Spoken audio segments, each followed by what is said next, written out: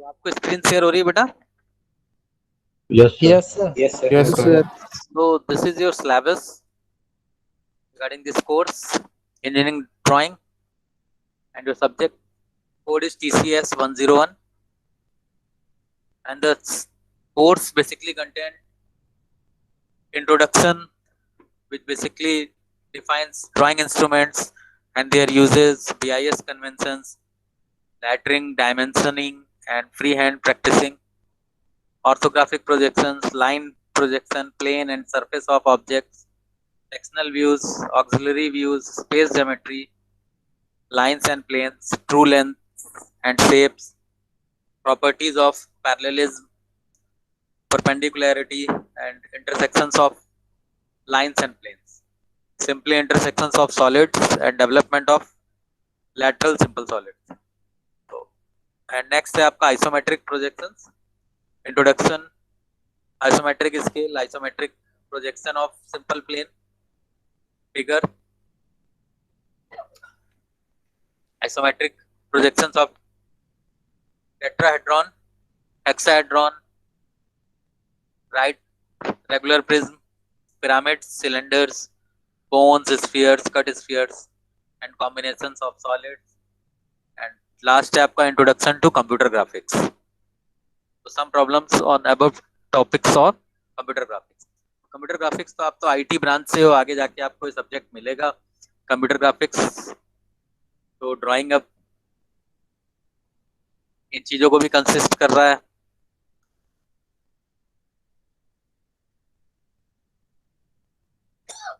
तो बेसिक कहने का मतलब था कि जो आपको सब्जेक्ट की नीड है, why this subject is needed to you. तो जैसा आप अपनी लैंग्वेज में अपने वर्ड्स में चीजों को एक्सप्रेस करते हो, वैसे ही इंजीनियरिंग में अपनी बात को रखने के लिए engineering drawing as a medium use किया जाता है, ताकि जो भी इंजीनियर है अपने एक्सप्रेशंस को in terms of drawing explain कर सके. मे बी लैंग्वेज डिफरेंट हो सकते हैं, लैंग्वेज आपको समझ में ना आए, but by using drawing you can explain your feelings and your words. ठीक है ना? कई बार होता है ना, अगर आपकी कोई लैंग्वेज नहीं समझ रहा है तो आप इन टर्म्स ऑफ जेस्चर्स कोशिश करते हैं उसे बताने की. तो सिमिलर वे में ड्राइंग एक ऐसा मीडियम है जिसके थ्रू हम जो कलेक्टेड इंफॉर्मेशन है उस इंफॉर्मेशन को in terms of drawing express करें और उन इंफॉर्मेशंस को कन्वे करें.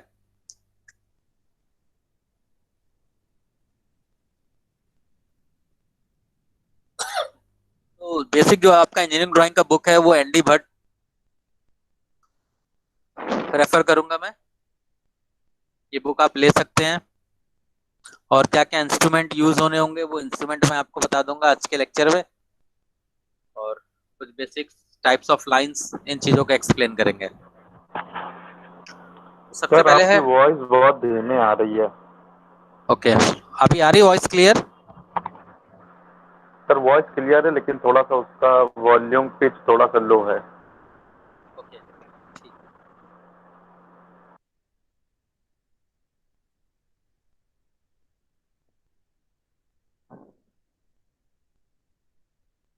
So drawing basically describes any object information in terms of diagrams. And engineering drawing, that is a graphical means of expression of technical details without the barrier of a language. So universal language for engineers means आप किसी भी country में चले जाओ, may be आपका language different हो सकता है और आप लैंग्वेज के थ्रू चीजों को प्रॉपरली कम्युनिकेट मत नहीं कर पा रहे हो अगर, तो in terms of drawing you can communicate your informations. ठीक है ना? मे बी लैंग्वेज डिफरेंट है, बट ड्राइंग जहां भी होगी वो ड्राइंग सब जगह एक जैसा होगा. सपोज आप सर्किल बना रहे हो तो सर्किल यहाँ भी वैसा बन रहा है, यूएस में भी वैसा ही बनना है, इंग्लैंड में भी वही बनना है, जर्मनी में भी वही बनना है. तो अगर आप सर्किल बोल नहीं पा रहे हो, लैंग्वेज से एक्सप्रेस नहीं कर पा रहे हो, so you can draw the circle and by that drawing you can communicate your words. बात समझ में आ रही है आपको? Yes sir.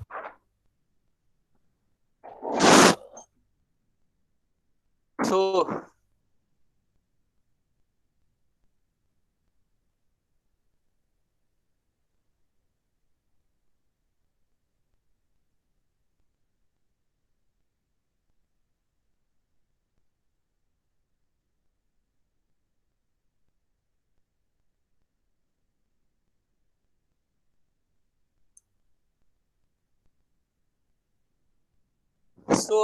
जैसा लास्ट पिक्चर में आपको बताया गया कि एक एयरबस का डायग्राम शो किया गया, पिक्चर शो किया गया है. Would just be impossible to communicate all necessary details about Airbus verbally or in writing. ठीक है ना. तो picture or drawing is useful. Means by a picture or drawing you can express all the things of an Airbus. So a picture or drawing is worth 1,000 word. Means आप किसी को 1,000 words बोल के कोई चीज समझाने की कोशिश करें, ये भी उसे समझ में नहीं आए. But by using a picture you can easily explain the things. ठीक है ना. So drawing are the road maps which basically shows how to manufacture products and structure. अब ड्राइंग का यूज कहाँ पे है? इंडस्ट्रीज में. आप किसी भी इंडस्ट्री में जाके देखोगे तो जो बेसिक इंफॉर्मेशन किसी प्रोडक्ट की आ रही है वो सबसे पहले ड्राइंग के थ्रू है, ड्राइंग और डिजाइन के थ्रू है. किसी भी प्रोडक्ट की मैन्युफैक्चरिंग से पहले हम उसको एनालाइज करते हैं बाय ड्राइंग, मॉडलिंग, सिमुलेशन. कई सारी चीजें हैं. आज के टाइम में मैनुअल ड्राइंग बहुत कम हो गई है, कंप्यूटर्स का यूज हो रहा है ड्राइंग्स में. तो मैनुअल ड्राइंग के कंपैरिजन में कंप्यूटर्स पे ड्राइंग ज्यादा इजी है. आपको लाइन ड्रॉ करना है तो मैनुअली आपको पेंसिल्स यूज करने हैं, स्केल यूज करना है. But by using a computer you can easily draw a line. Just you have to specify the points of that line and that computer will automatically draw the straight line. बस आपको point specific बताने हैं कि इन points को join करना और computer अपने आप उस लाइन को ज्वाइन करके दे देगा आपको. तो बाय यूजिंग कंप्यूटर चीजें आजकल बहुत हेल्पफुल हो गई हैं, बहुत इजी हो गई हैं. तो उसी तरीके से ड्राइंग में भी कंप्यूटर्स को यूज किया जा रहा है. तो उस ड्राइंग को हम बोलते हैं computer aided drawing.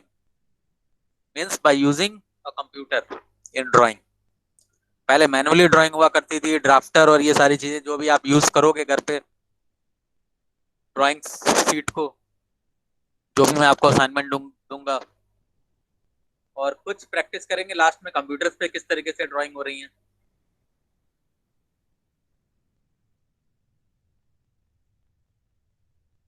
So this is your lathe machine. So difficult to describe the details of the machines. Basically details words में explain करना थोड़ा सा difficult है, but by using a picture you can easily detailed about the lathe machine. Similar it's a chemical reactor. So in words it is quite difficult to explain about a reactor, but by using a picture you can easily explain the reactor. Similar in electronics, drawing is also used for defining the circuits diagrams. So basic motto is drawing is important for all branches of engineering. Means engineering की हर एक branch के लिए आपका drawing एक important subject है. That's why ये subject आपको पढ़ाया जा रहा है. So graphical representation of an object is called as a drawing. And engineering drawing of an object that contains all information like actual shape, accurate size, manufacturing methods, etc. required for its construction. Means normal drawing और engineering drawing में क्या फर्क आता है? जैसा आपको किसी की पेंटिंग दिखी या कोई डायग्राम दिखा, उस डायग्राम में और आपकी इंजीनियरिंग ड्राइंग में क्या बेसिकली डिफरेंस मिलेगा? आपका इंजीनियरिंग ड्राइंग है जो उस पर्टिकुलर ऑब्जेक्ट का टोटल इंफॉर्मेशन उस ड्राइंग में कंटेंट होगा. एक्चुअल शेप ड्राइंग का क्या है, एक्यूरेट साइज, मैन्युफैक्चरिंग मेथड्स. अगर वो शेप है तो उस पर क्या क्या मैन्युफैक्चरिंग मेथड्स प्रोड्यूस करने हैं, हमें उस पार्ट को प्रोड्यूस करने के लिए क्या क्या मेथड्स यूज करने हैं मैन्युफैक्चरिंग के, और कई सारी इस तरीके की इंफॉर्मेशन आपके ड्राइंग पे मेंशन होती हैं. So no construction manufacturing of any engineering object is possible without engineering drawing. Means किसी भी ऑब्जेक्ट का manufacturing without its drawing possible नहीं है. मीन्स एक का सिंपल सा एग्जांपल समझिए कि अगर आप कभी घर बनवाने जा रहे हैं तो घर बनवाने से सबसे पहले आपको उसका मैप बनवाना पड़ता है. विदाउट मैप आप अपने घर का कंस्ट्रक्शन नहीं करवा सकते हैं. ठीक है ना. तो that map is also part of drawing.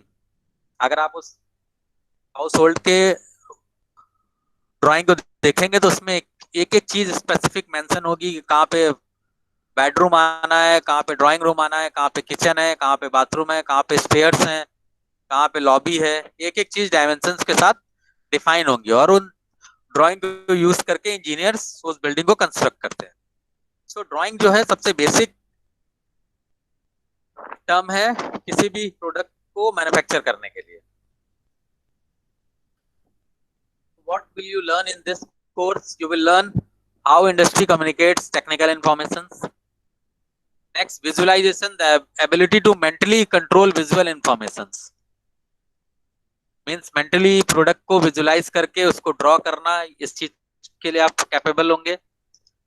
Next है graphics theory, geometry and projection techniques कौन कौन सी हैं उनको समझेंगे. कोई different standards क्या हैं drawing के, टेक्निकल ड्राइंग्स को कैसे रिप्रेजेंट करेंगे उसके बारे में आप पढ़ोगे इस कोर्स में. कन्वेंशंस क्या क्या है, commonly accepted practices and methods used for technical drawings. कौन कौन से बेसिक कन्वेंशंस यूज होते हैं जनरली. जैसे ड्राइंग फर्स्ट और थर्ड एंगल में ड्राइंग को किया जाता है. सो कुछ उनके बेसिक कन्वेंशंस हैं, कैसे आप समझोगे कि कौन सा फर्स्ट एंगल ड्राइंग है, कौन सा थर्ड एंगल ड्राइंग है. नेक्स्ट टूल्स के बारे में ड्राइंग के, फिर एप्लीकेशंस, कहाँ कहाँ पे आप ड्राइंग का एप्लीकेशंस करोगे. तो ये सारी चीजें आप इस कोर्स में लर्न करोगे. So what is engineering drawing? Engineering drawing is completely different from artistic drawing which are used to express aesthetic, philosophical and abstract ideas. So engineering drawing can be categorized in two categories. First, manual drawing, and second one, CAD. So computer has a major impact on the method used to design and create technical drawings. Design and drafting on computer are cheap and less time consuming. Why we go for manual drawing? So computer पे drawing करना manual drawing के comparison में काफी easy. जैसे अगर आपको manually drawing करनी है तो आपको पेंसिल्स अरेंज करने हैं, मिनी ड्राफ्टर यूज करना है, फिर आपको एक टेबल चाहिए, उस टेबल पे आप सीट को रखोगे, टेपिंग करोगे, देन बहुत सारी चीजें, टाइटल बॉक्स बनाओगे, मार्जिन्स लोगे, उसके बाद ड्राइंग कहीं स्टार्ट होगी. फिर उसके बाद उस ड्राइंग शीट को संभाल के रखना. तो अगर आप कंप्यूटर के कंपैरिजन में देखेंगे तो ये वर्क काफी टिपिकल है. कंप्यूटर में क्या है, सिंपल, आपने पर्टिकुलर सॉफ्टवेयर को ओपन किया, आपको एक ड्राइंग शीट ओपन होके मिल गई कंप्यूटर पे, आपने उस पर स्केच किया. स्केच करना भी इजी है और अगर कुछ स्केच गड़बड़ हो रहा है तो उसे इरेज करना भी इजी है. जनरली इरेजर यूज करके आप कंप्यूटर पे चीजों को इरेज कर सकते हैं. लेकिन अगर ड्राइंग शीट पे मैनुअली आपने कोई लाइन खींची है और उसको रबर से रब करना है तो वो काफी डिफिकल्ट है. और सेकंड चीज है सीट्स को संभाल के रखना.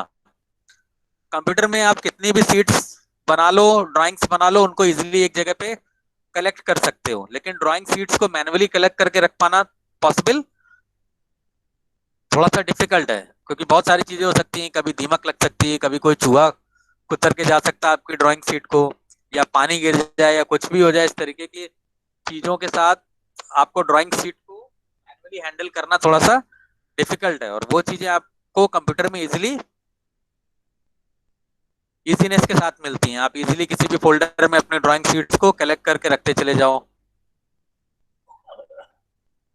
एंड 1000 एंड मोर देन 1000, अब जो भी आपकी कंप्यूटर की कैपेसिटी है, आप कितनी भी ड्राइंग्स कंप्यूटर में इजीली सेव कर सकते हो. और इतनी सारी चीजें होने के बाद भी हम why we go for manual drawing. So computer cannot replace the drafting board and equipment as a learning tool. Once you have learned the basics of mathematics, now after class 12th, you are allowed to use of calculator and computer.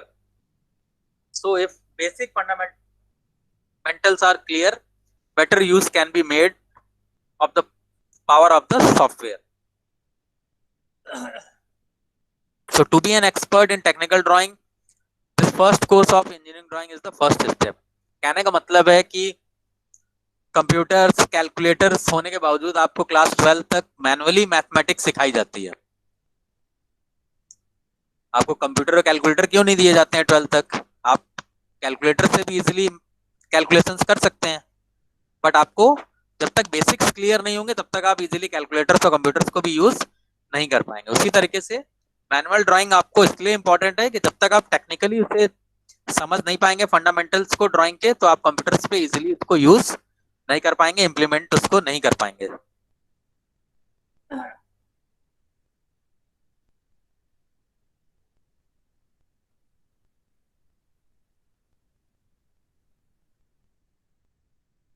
So what are the different items which are basically used for a drawing? First, a drawing board. Drawing board जिस पे आप drawing sheet को paste करोगे by using clips और tape. Next है drawing sheet, then mini drafter, फिर instrument box containing compass, divider etcetera, then scales, protractor, French curves. French curve basically use होते हैं कुछ पर्टिकुलर रेडियस के कर्व्स को ड्रॉ करने के लिए. फिर drawing pencils, erasers, drawing clip, pin और एडेसिव टेप, फिर शार्पनर एंड डस्टर. ये बेसिक इक्विपमेंट्स हैं जो मैनुअल ड्राइंग में यूज की जाती हैं. फर्स्ट आपका फिगर आपको दिख रहा है, drawing as, that is a diagram of drawing board and must be placed on the table with working edge always to be at the left side. तो जो आपका वर्किंग एज है वो हमेशा लेफ्ट साइड पे होना चाहिए. यहां से आपको स्टार्ट करना होगा.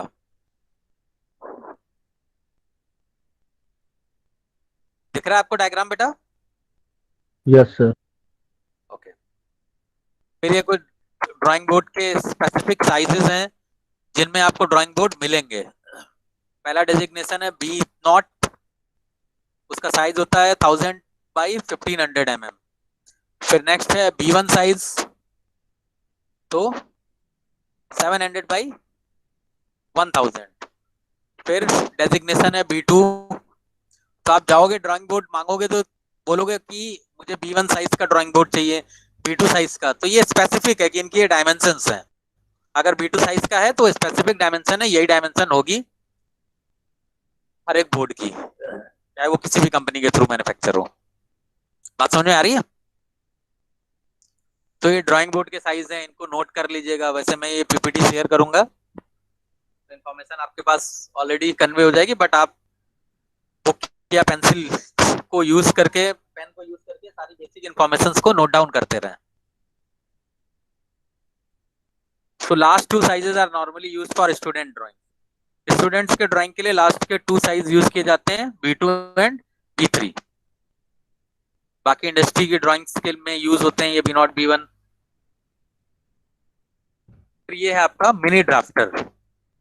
ये मिनी ड्राफ्टर का डायग्राम शो किया गया है. ये क्लैंप का एरिया हो गया जिससे आप अपने बोर्ड पे माउंट करोगे और ये स्क्रू को मूव करा के आप इसे अपने बोर्ड पे टाइट कर लोगे. फिर ये स्केल लगा हुआ है, इस पे double parallelogram of bars, 2 parallelogram bars लगे हैं जिसके थ्रू ये पूरी सीट पे मूव कर पाएगा. ठीक है. इस जगह पे पिवोट प्लेट लगा है, यहाँ से भी मूव करेगा, और इस जगह पे प्रोटेक्टर हेड भी लगा है. डिफरेंट एंगल्स पे आप इस स्केल को ले जा सकते हो. ठीक है. तो ये मिनी ड्राफ्टर आप परचेज करोगे और उसके थ्रू हम अपने ड्राइंग्स को स्टार्ट करेंगे.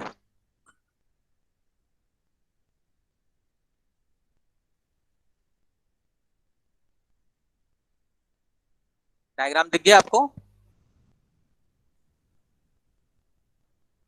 और इस जगह पे एक नॉब दिया हुआ है, उस नॉब के थ्रू आप एक पर्टिकुलर लोकेशन पे फिक्स करके, एंगल पे फिक्स करके आप नॉब टाइट कर दोगे तो उस जगह पे वो रिजिड बन जाएगा, फिर मूवमेंट नहीं होंगे। फिर इस तरीके से देखिए बोर्ड पे माउंट किया गया है, ड्राइंग शीट लगी हुई है और आपके ड्राइंग बोर्ड पे आपका ये ड्राफ्टर इस जगह पे देखो क्लैंप किया हुआ है जहां मैं कर्सर मूव करा रहा हूँ। फिर फर्दर ये डबल पैरेललोग्राम बार्स हो गए, इस जगह पे एक पिवॉट है और दूसरा यहाँ पे पिवॉट है, और ये आपका स्केल हो गया। ठीक है,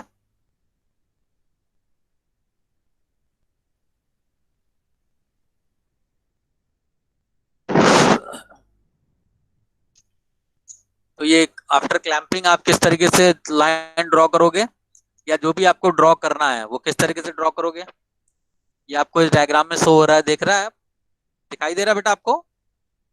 यस सर।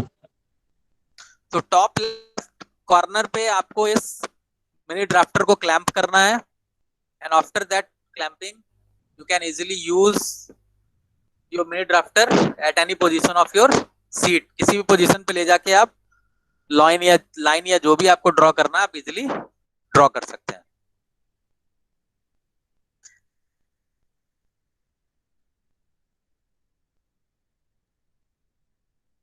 फिर आपका टी स्क्वायर हो गया, 90 डिग्री के एच पे कोई लाइन आपको खींचनी है तो आप इसके लिए ये टी स्क्वायर यूज कर सकते हो। देन सेट स्क्वायर्स हो गए, डिवाइडर्स हो गए, और ये जो आपको दिख रहा है ऊपर ये फ्रेंच कर्व्स हैं, जो भी आपको ड्राइंग टूल में बताया था फ्रेंच कर्व, ये वो फ्रेंच कर्व्स हैं जिनके थ्रू आप डिफरेंट कर्व्स को इजीली ड्रॉ कर सकते हो। फिर ये क्लिप्स हो गई जिनके थ्रू आप अपनी ड्राइंग शीट को बोर्ड के ऊपर फिक्स करोगे by using that clips. And standard size of drawing sheets, तो ये ड्राइंग शीट्स के स्टैंडर्ड साइज हैं A0, A1, A2 and A3 and A4। जैसे नॉर्मली आप A4 साइज का पेपर यूज करते हो, तो A4 साइज का जो पेपर है वो सीट का डायमेंशन ये होता है 200 mm by 210 mm by 297 mm।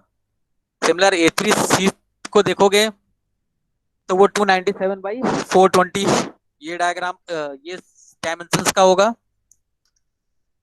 Then A2, then A1 and A0। तो ये ड्राइंग शीट्स के बेसिकली स्टैंडर्ड्स हैं, BIS स्टैंडर्ड्स हैं। तो BIS आपका bureau of Indian standards, BIS समझ रहे हैं ना आप? BIS का फुल फॉर्म है ब्यूरो ऑफ इंडियन स्टैंडर्ड्स।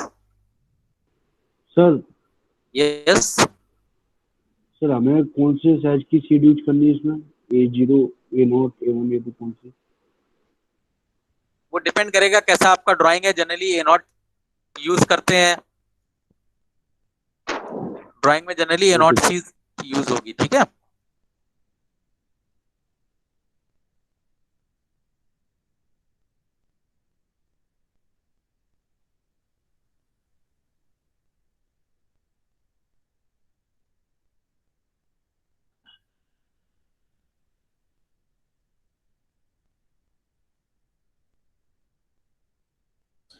तो अभी आपको ड्राइंग शीट्स को कैसे यूज करना है उसके बारे में बता रहे हैं। BIS स्टैंडर्ड के अकॉर्डिंग ये ड्राइंग शीट आपको दिख रही है।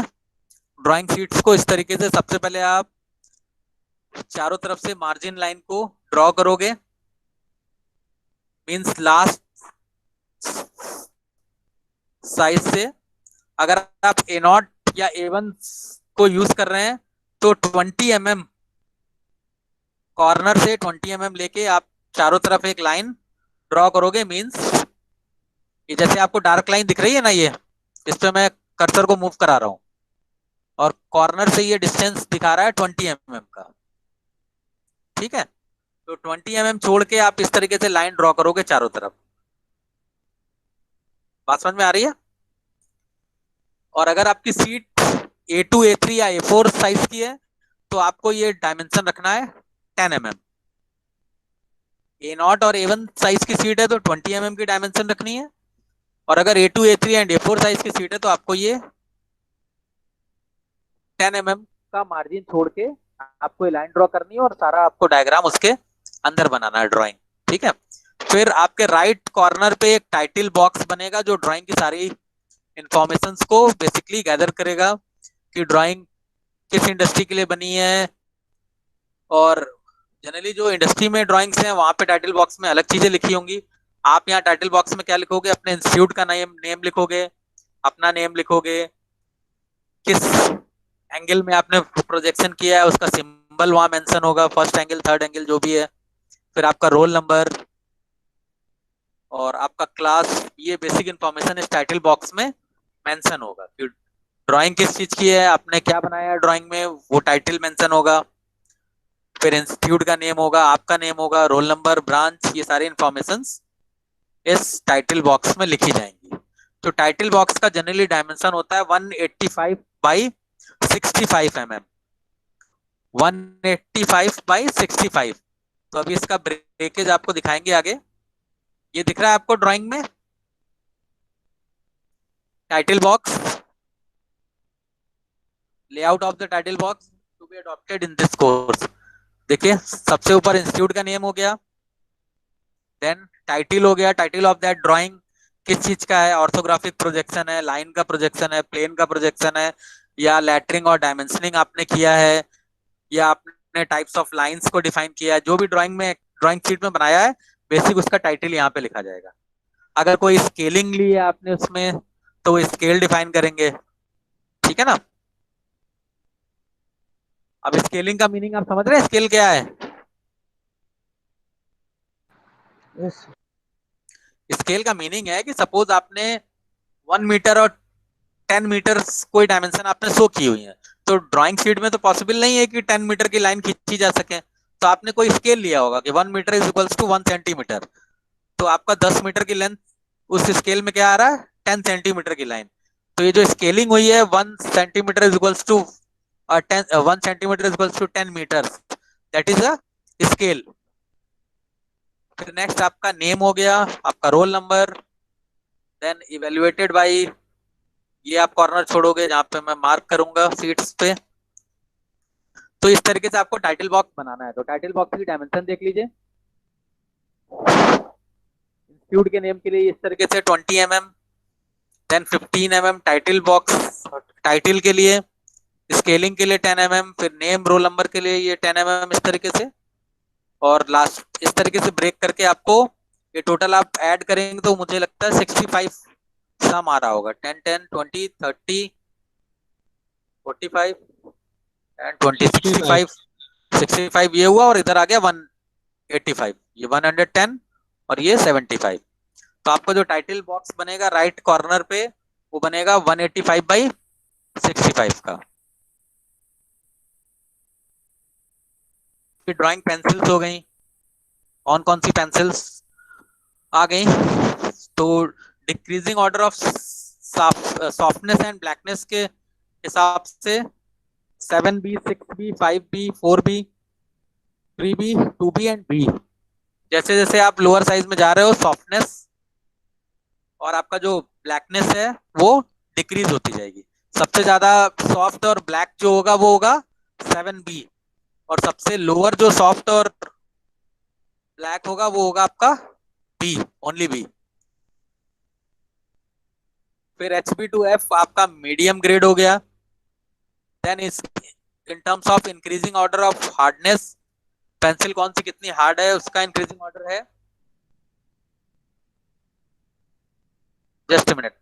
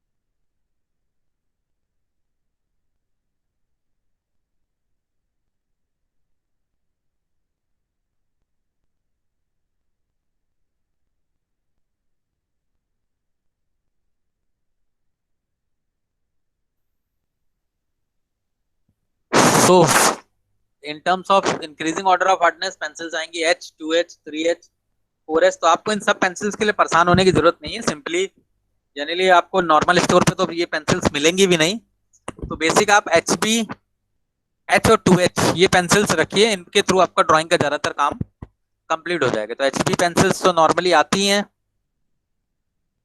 H और 2H और देख लीजिएगा, अगर आपको मिल जाए इजिली तो ये पेंसिल्स ड्राइंग में यूज की जाएंगी।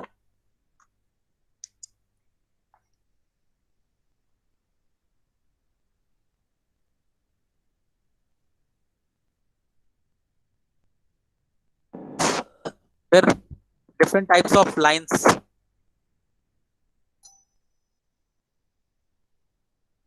तो जो मीडियम लाइन ग्रुप है उसका जो मीडियम लाइन का थिकनेस होगा वो 0.2 mm होगा, और थिन लाइन का थिकनेस होगा 0.1 mm।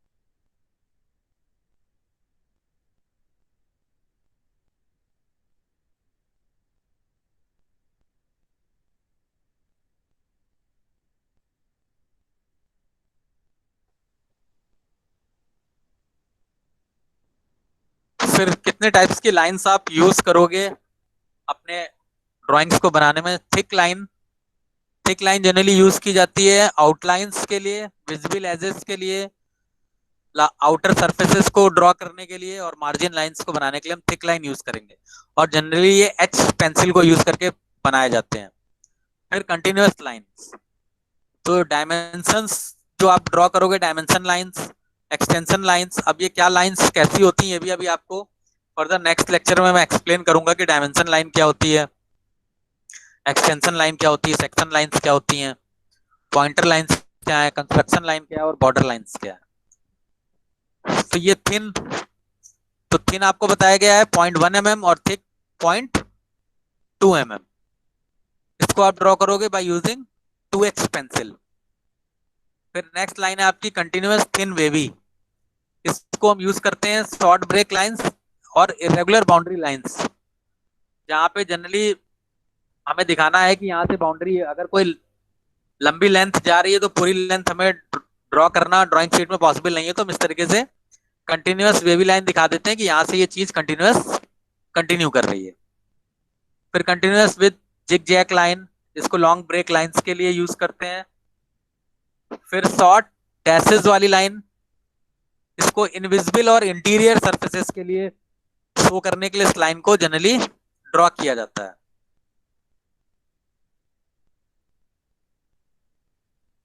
मतलब वो सरफेसेस जो जनरली ड्राइंग में नहीं दिख रही होंगी, उनको भी अगर शो करना है तो आप डैश लाइंस के थ्रू आप शो करोगे। इसे कैसे शो करोगे वो आपको जब कोई ड्राइंग बनवाऊंगा तो आपको समझ में आएगा कि ये इनविजिबल चीजों को ड्रॉ करने के लिए कैसे बताया जा रहा है।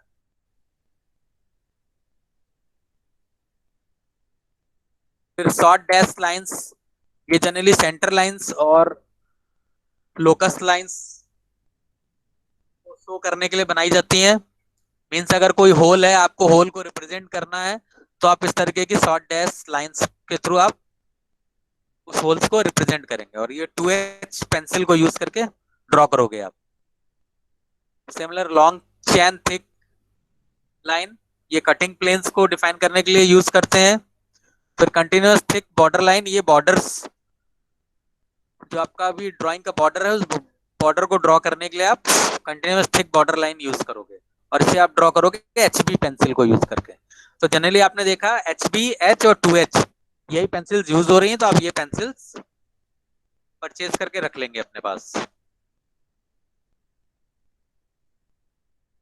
अब विजिबल लाइंस देख लीजिए। विजिबल लाइन क्या है? थिक लाइंस मींस ये जो डायग्राम बना हुआ है इसका जो आउटर बॉर्डर है, उस बॉर्डर को ड्रॉ करने के लिए हम जहां पे मैं कर्सर मूव करा रहा हूं उसके लिए हम यूज करेंगे विजिबल लाइंस यानी थिक लाइंस को। फिर थिन लाइंस, जो अंदर का हिडन सेक्शन हो गया। अब जैसे ये सर्किल है, अंदर सर्किल दिख रहा है, तो ऊपर से तो आपको व्यू में सर्किल समझ में आ रहा है, लेकिन अगर इसी डायग्राम को आप साइड से देखेंगे तो ये आपको होल जनरली नहीं दिखेगा। तो उस होल को रिप्रेजेंट करने के लिए हम ये डॉटेड लाइन ड्रॉ करेंगे, जो रिप्रेजेंट कर रहा है कि इस जगह पे अंदर होल है, पूरा सॉलिड सरफेस नहीं है।